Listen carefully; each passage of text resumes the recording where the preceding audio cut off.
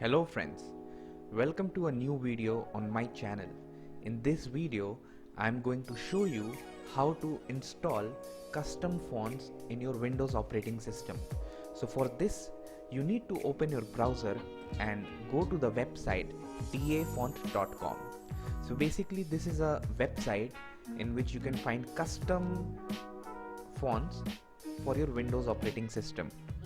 So you can see this is the home page of this website, and you can see here are different fonts on the home page. Now these are the latest fonts that this website has recently released, and you can see here are the category of different fonts like fancy, foreign look, techno, bitmap, gothic, and etc.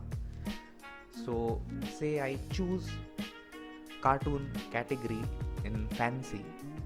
So when I click cartoon, you can see there are different fonts in this genre that you can see here. Now say I want to install Sketch 3D, so I will click on it. When I click on it, I can see different letters, how they are going to appear in this font. After this, I will click download, and you can see the file has been downloaded. So you can see here is the downloaded font file. So what I need to do now is I need to extract it. Open this PC and go to C drive where Windows is installed. Now what we need to do is find Windows folder. There is a subfolder named as fonts.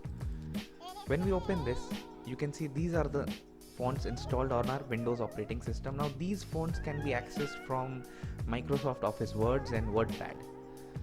So we will basically do is we will copy this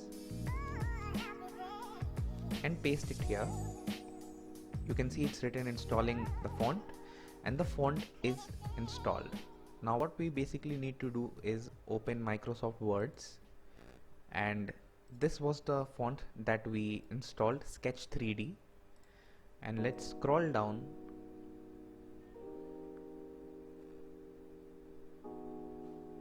and here it is, Sketch 3D, and the font is installed and you can write anything.